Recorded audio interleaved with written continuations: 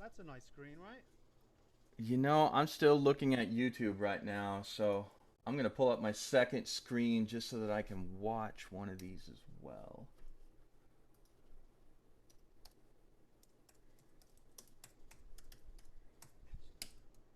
Let me start the screen. I have to program as a.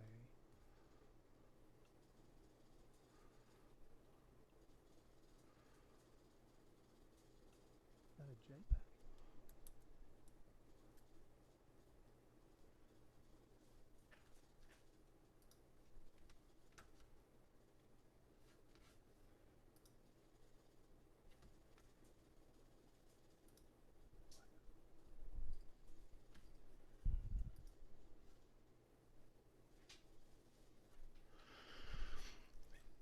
Oh, let me get one more in here.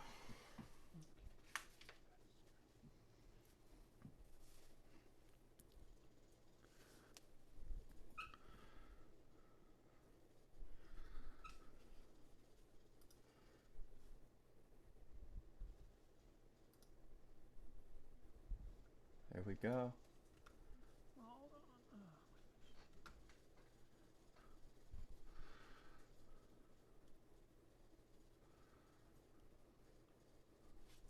We're live. We are live. I'm gonna put I don't know how he feels about it, but Steve Wilson is being sent to the world right now. Steve Wilson. There we go. I think I think.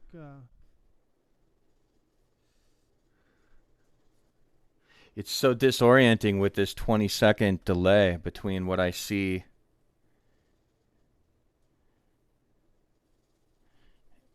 in the world. There it is.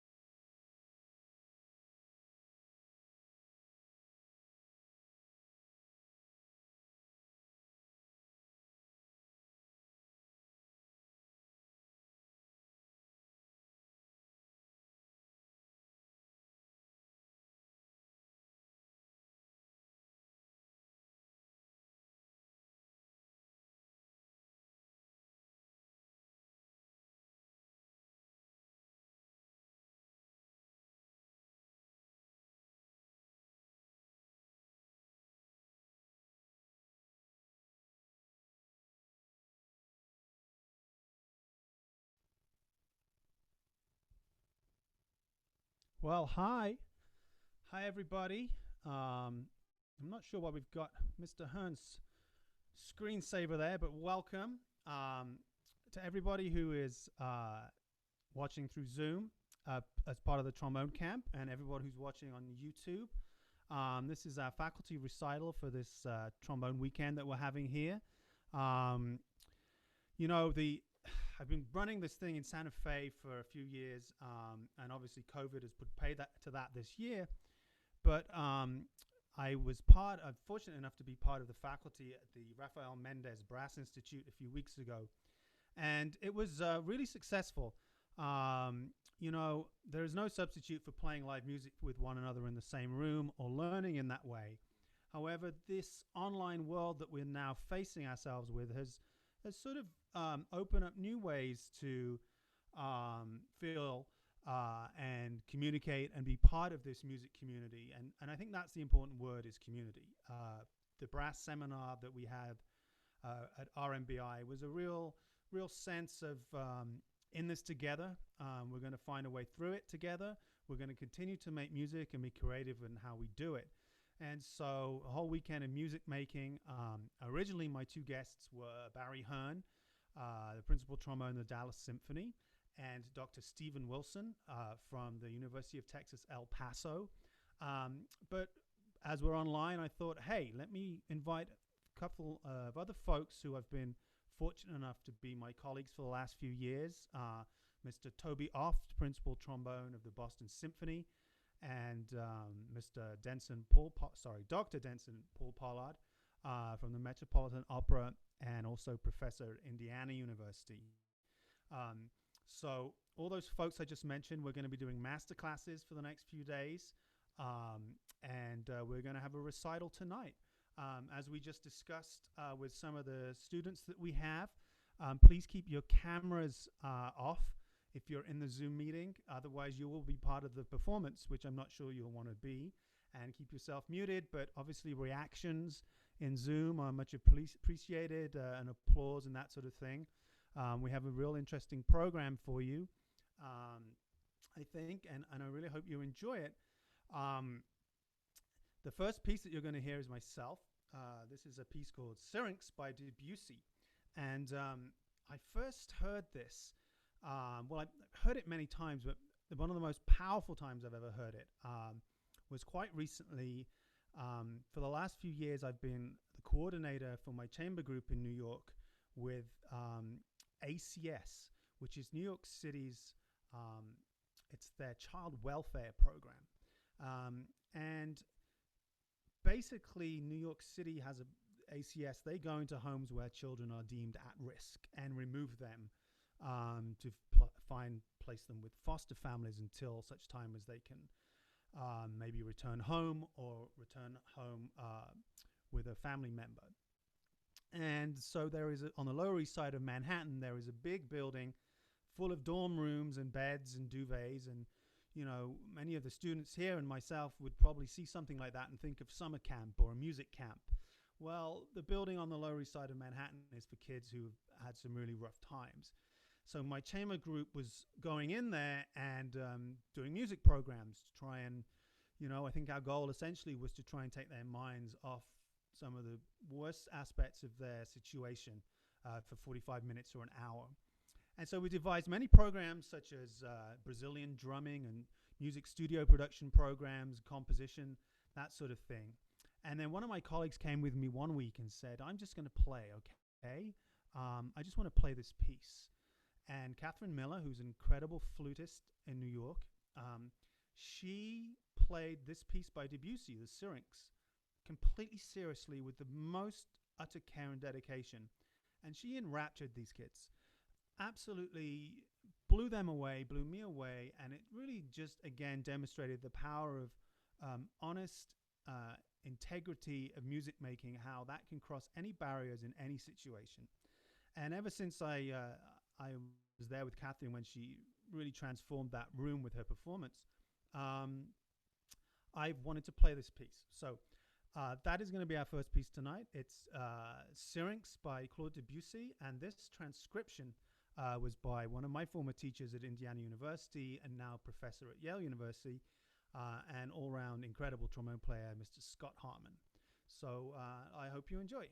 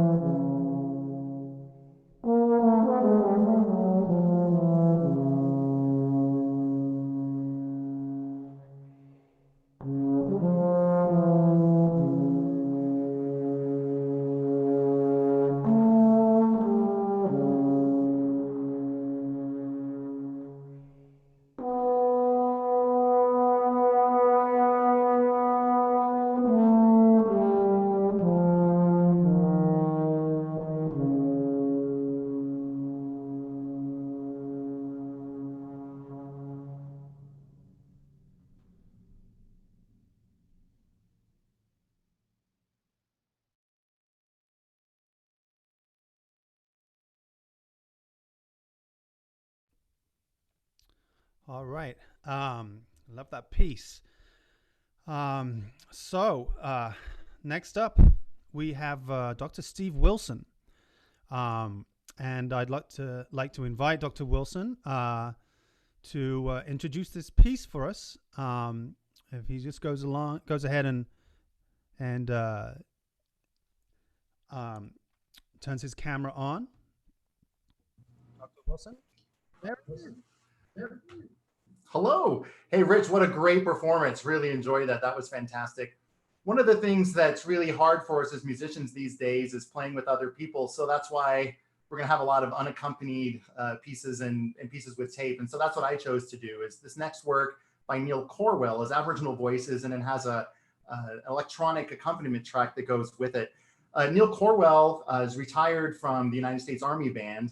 Pershing Zone. He played in that ensemble for many, many years. I got to meet him probably about 12 or 15 years ago when I did a low brass day at Valdosta State University with Doug Farwell, and he and I were the two clinicians.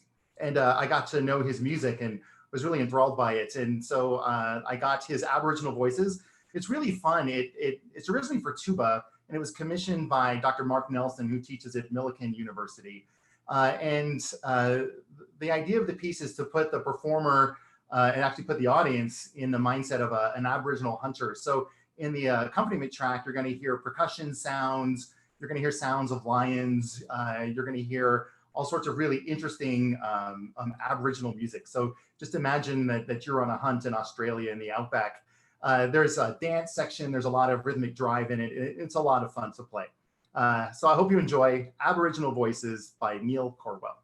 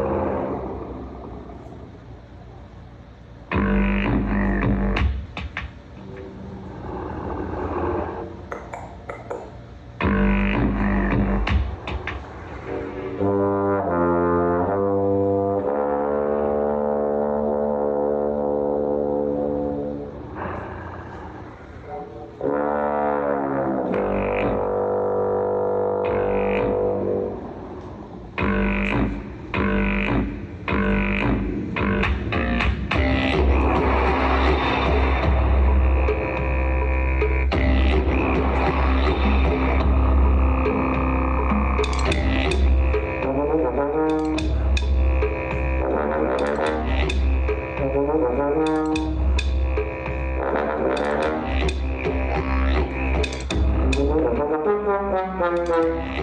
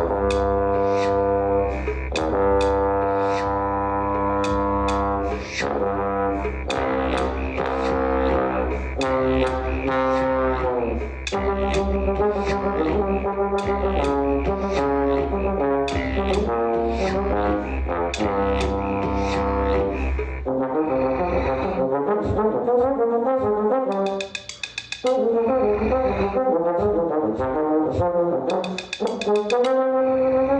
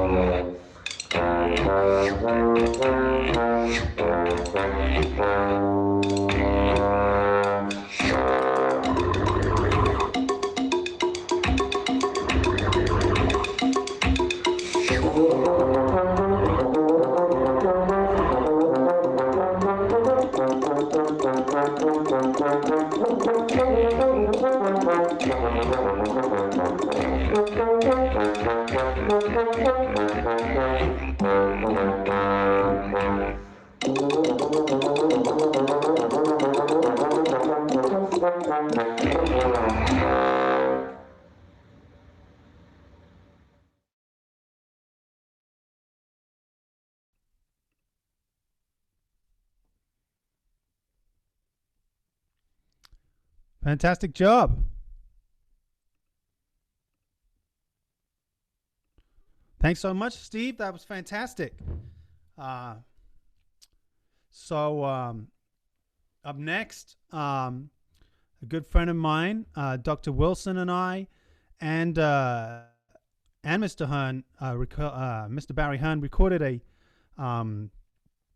trombone quartet concerto around 18 months ago, and it was the first time I'd worked with Barry Hearn, but knew of him as he's the principal trombone of Dallas Symphony, and a wonderful player and a fantastic human being. So I know that I think he's driving his kids somewhere right now, but I am going to see if we can get him to talk a little bit about. There he is. He's in San Francisco. Yes, I've got my two boys here with me. Unfortunately, fortunately, part of my duties in juggling life is a shuttle taxi for the boys. But the next piece, I do have to say this. We had talked briefly about the fact that networks and, that you establish these contacts early and they follow you along throughout your career. And I was just reminded of that. The piece that Steve Wilson just played by Neil Corwell was a colleague of mine at the U.S. Army Band, and I got to stand next to him at hundreds of funerals during our time together. And I very much agree with Steve, a fabulous musician and a great composer. He's written tons of things. The piece that I'm playing next is Malcolm Arnold's Fantasy for Trombone, written by, of course, the famed British composer Malcolm Arnold. In kind of doing a little bit of research with him, I didn't realize that he was principal trumpet for a time with the London Philharmonic, and quite open about his battles with mental health issues. And actually, if you think about it, the piece that, if you played Fantasy, a lot of that kind of bipolar nature is really in his music. The jocular fun side of the first part and kind of the pensive, slower section in the middle. So it was really a fun challenge for me to start working on it. I started on it during the pandemic as kind of a project that I had wanted to work on and I'm still honing, but thank you again for you guys being here, and I hope you enjoy it.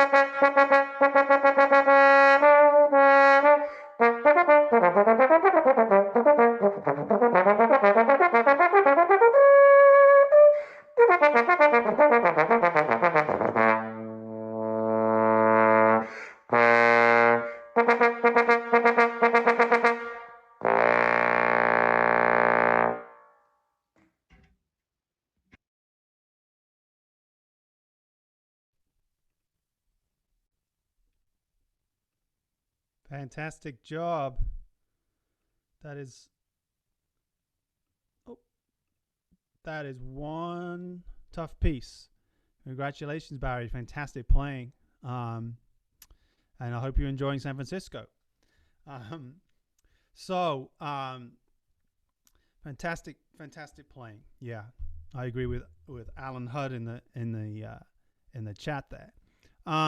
So next on the program is when the pandemic started, I think all of us started wondering how we were going to play music or ensemble music again, and so I started a little experiment of playing along with myself, and I decided to record a trombone quartet, "The Girl with the Flaxen Hair" by another Debussy piece, and this arrangement and recording is made very famous by the Four of a Kind trombone quartet, which of course recorded for many years, led by Joe Alessi, my former teacher Scott Hartman, who will also be here this weekend to talk and meet with folks, Blair Bollinger and Mark Lawrence, formerly of San Francisco Symphony Orchestra. They made this arrangement and this beautiful recording on their CD, and every young trombonist should know it and have it. Arranged by Michael Levine. This is "The Girl with the Flaxen Hair" for 4 trombones, and all 4 parts played by me, so I apologize for having 4 of me on the screen at the same time. But I hope you enjoy it.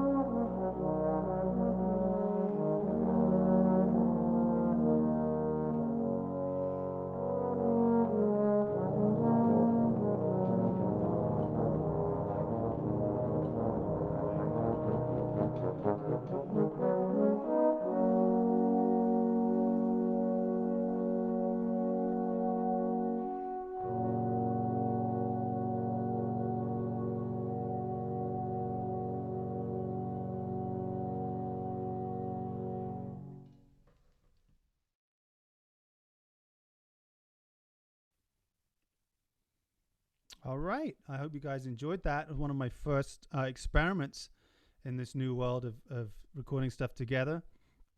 On my own, together with myself, I guess I should say.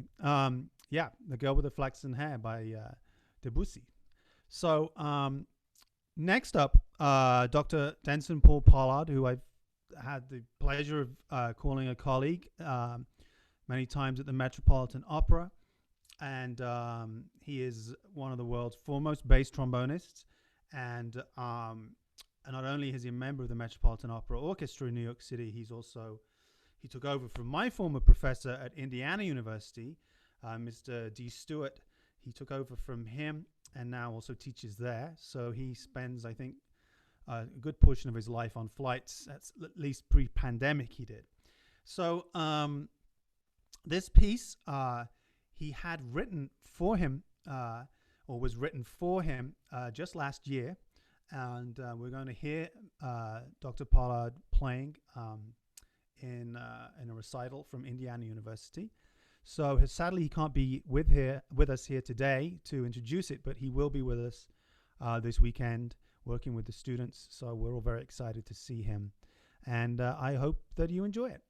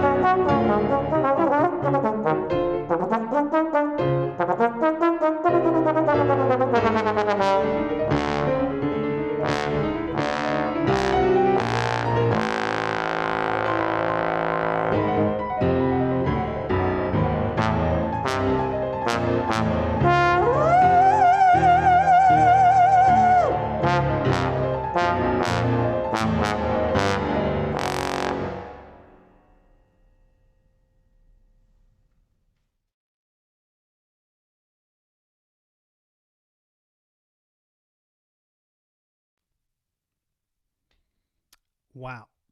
I'm not quite sure how you follow that. That is quite a journey, and a great new piece written for us, written for our, in our repertoire. And wow, playing obviously just off the charts there. Beautiful stuff. Wow, wow. I'm left pretty speechless. I'm not quite sure how we follow that.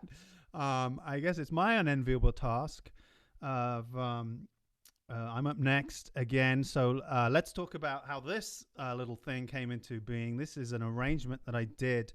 Well, as a backstory, okay, so the pandemic started, and some of you know that my wonderful wife has a chair at the Broadway show Wicked in New York City. And so we were sort of we had left New York City and gone to Santa Fe, New Mexico, and so I made this arrangement for the incredible chamber ensemble of 4 trombones and 2 violas, of a song from Wicked called "Defying Gravity," and we didn't have any equipment with us. We just recorded it on an iPhone headphone microphone, and we threw it on. I can't remember if I put it on YouTube or Instagram or something, just for fun. And next thing we knew was that in New York, the Wicked folks there picked it up and decided to share it across all their channels, and it got shared and shared and shared, and it was featured on like some Broadway World websites. And the last time I looked at it, had over 150,000 views across various platforms of 4 trombones and 2 violas. So that is the new chamber collective I think that the 21st century really needs, obviously. And we're somewhat embarrassed in that the technical level was so low, that I decided that we'd get some equipment, and I did an arrangement of another song from Wicked. This time is the duet between the 2 female leads at the end, near the end, called "For Good," which is about friendship and hope, and it's a really great tune from one of the great Broadway shows. So again, it's me playing all the parts, so I apologize. There's lots of me on the screen, but it's for trombone octet and 2 soloists, and I hope you enjoy it. And here it comes.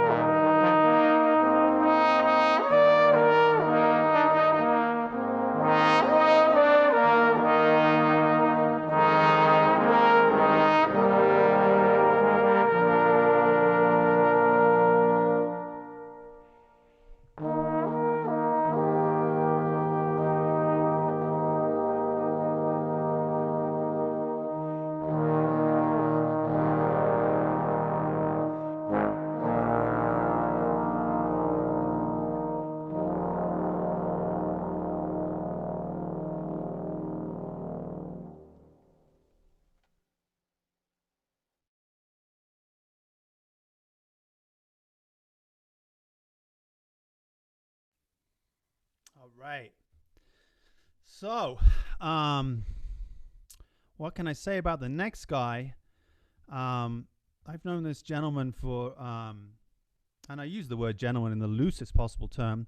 I've known him for over 20 years, and he's really an inspiration in many ways. I don't want to embarrass him by sharing my favorite story about him here.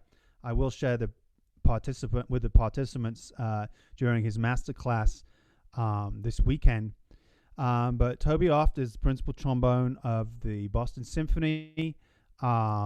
He is a fearless trailblazer, I think, in terms of just developing the instrument and developing his career and showing us all the way forward with playing and with just actually using this new technology as well to get his voice out there and his artistry out there. He's an incredible photographer as well, and an incredibly helpful and committed teacher and musician. So I want to welcome Toby. He's going to talk to us a little bit, I think, about this piece.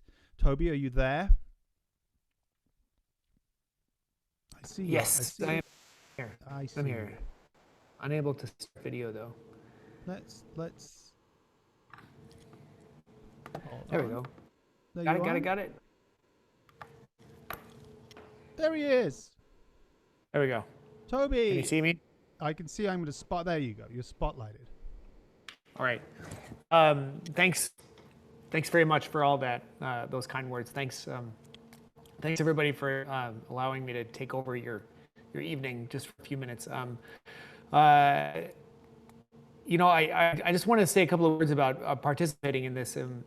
I was watching Paul and Kim Carballo play, and I remember Kim Carballo played piano on my senior recital in 1998, and I was recognizing that they made that recording there in Ford Hall, and that was my job.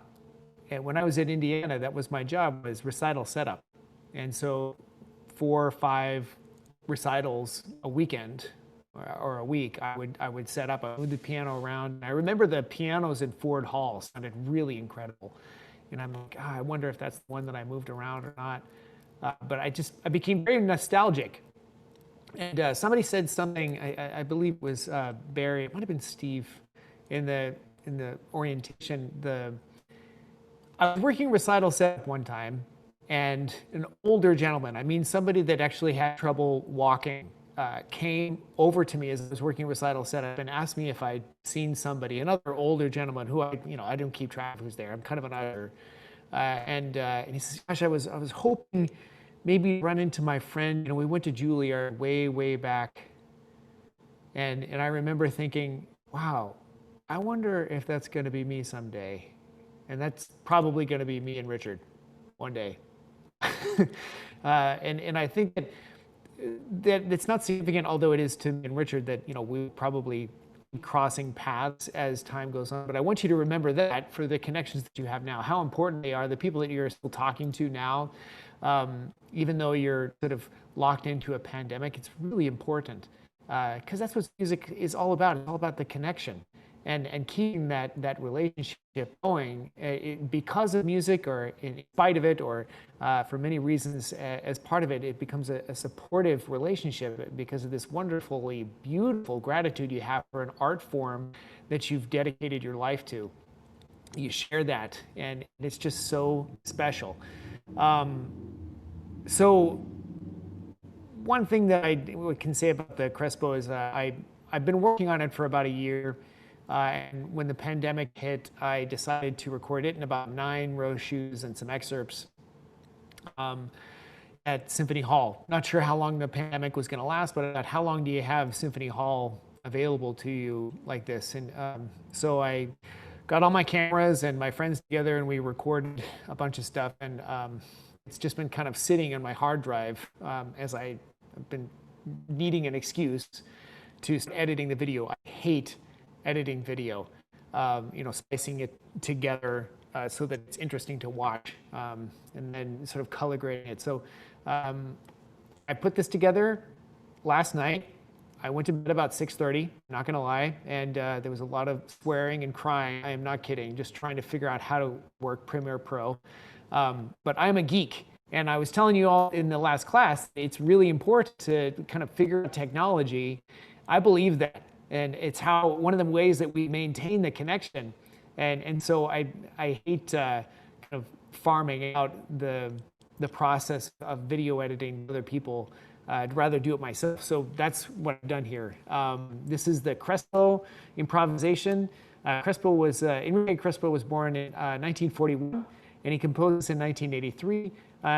My measure of the synopsis of the piece, it was a sort of, I don't know, if you've ever had this experience of sitting in band or sitting in orchestra and feeling somewhat limited by what composers choose as your vocation in the ensemble, this can be kind of a nice rescue from that. In fact, I think that solo repertoire can be a wonderfully beautiful rescue from the somewhat limiting orchestral repertoire, and sort of requires you to elevate your skill to encapsulate a broader voice, a broader artistic voice. So this to me is like raw. There is a beautiful emotion, but a lot of the spirit of it is kind of like slap bass, like you hear in a funk band, and I just totally love this piece, and I'm going to explore more pieces like it now that I think that I've just kind of played this one into the ground. So give it a listen. I love it, and that's all I have to say about that.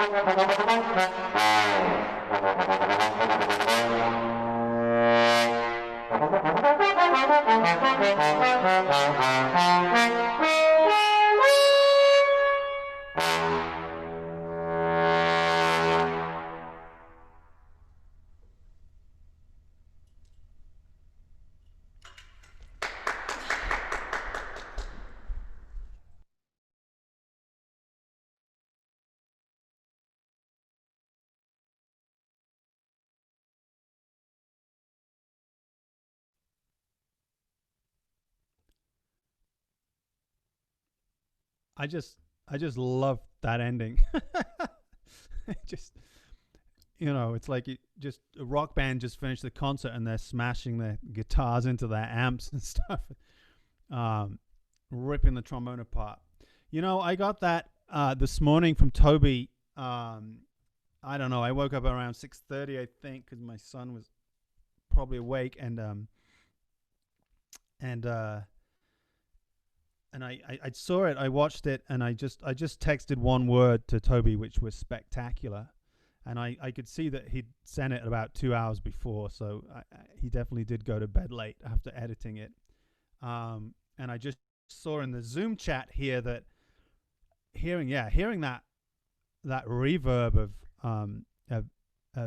Symphony Hall in Boston, wow, just great, really.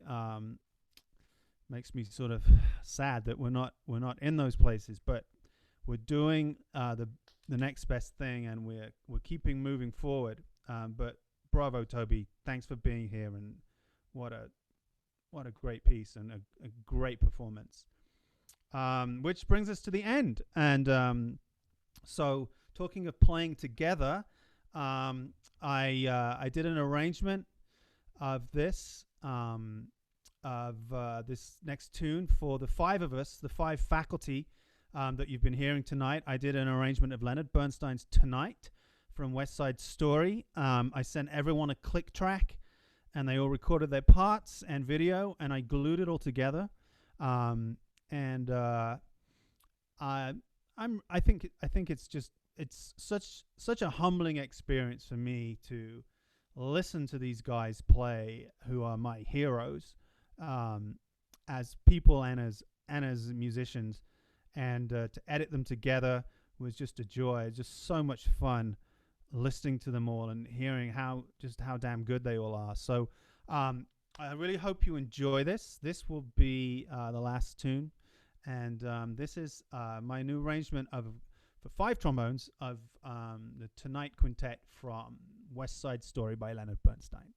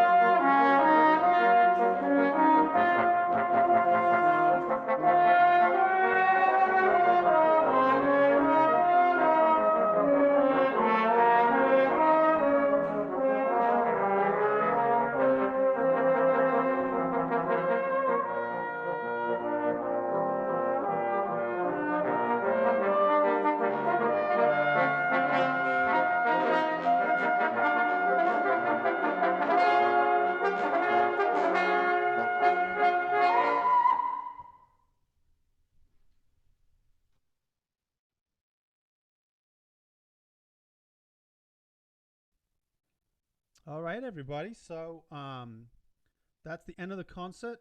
I hope you've enjoyed it.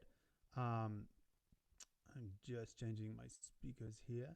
So for all the participants, tomorrow morning we start. Oh no, I forgot. Completely forgot. Tomorrow morning we do start at 9 a.m. with a warm up, but we are now going to go over to the Zoom room for the exhibitors, and we're going to meet Master Craftsman Matthew Walker from M&W Trombones, and we're going to talk about instrument making and watch some videos and stuff. So I hope you all have enjoyed the performances. I'm blown away by my colleagues and feel honored and humbled to be associated with all of you. And so we'll see you, I guess, all the participants, we'll see you over in the next Zoom room. And to everyone watching on YouTube, thank you so much. And hope you enjoy the rest of your evening.